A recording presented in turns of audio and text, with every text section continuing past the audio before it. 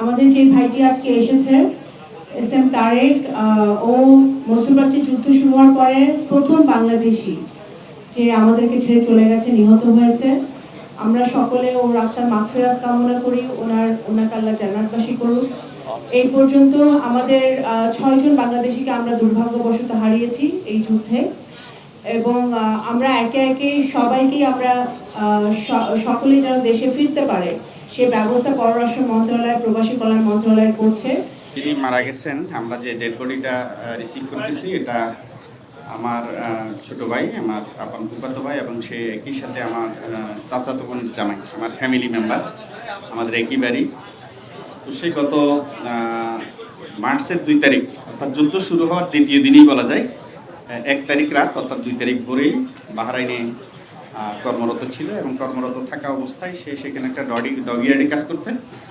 সেখানে একটা ড্রোন হামলায় ড্রোনটা উপরে, সে যেখানে কাজ করতো তার ডিউটি প্রায় শেষ পর্যায়ে চলে যাবে, সে জাহাজের ডেকে অবস্থান করছিল চলে যাওয়ার জন্য।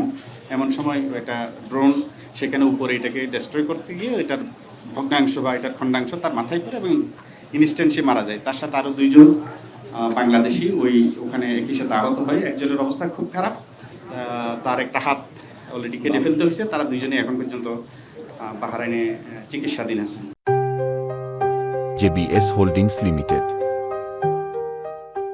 এখন আমরা আপাতত এই মরদেহ তাদের পরিবারের সদস্যদের কাছে আমরা হস্তান্তর করেছি, এবং তাদেরকে আমাদের পক্ষ থেকে জাস্ট প্রিলিমিনারি তাদের এই দাফন কাফন করার জন্য আমরা লাশ পরিবহন এবং দাফন করার জন্য 35,000 টাকা, আর আমাদের বিশেষ অনুদান এই মাত্র 50,000 টাকা দেওয়া হয়েছে, এবং তাদের আরও 3 লক্ষ টাকা, এবং তাদের যে আপনার ইন্স্যুরেন্স বাবদ 10 লক্ষ টাকা আমরা পরবর্তী পর্যায়ে আমরা ইনশাআল্লাহ, এবং আমাদের ওই এলাকার সংশ্লিষ্ট সংসদ সদস্যের সঙ্গে আলোচনা করে তার পরিবারকে আমরা কিভাবে অন্যভাবে সাহায্য করতে পারি সেই বিষয়েও আমরা আমাদের পরিবারের সঙ্গে অব্যাহত যোগাযোগ থাকবে।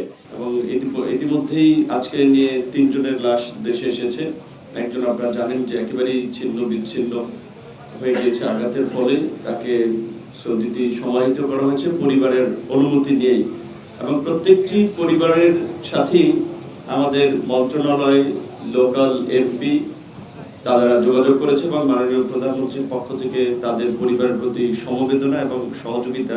সন্দীপের মানুষ আমাদের সাথে ছিলেন, সবাই সহযোগিতা জানাই, সবাইকে আমাদের পরিবার পক্ষ থেকে অশেষ আসেন। আপনারা একটু জায়গা দেন ভাই, একটু পিছান, আপনারা একটু পিছান।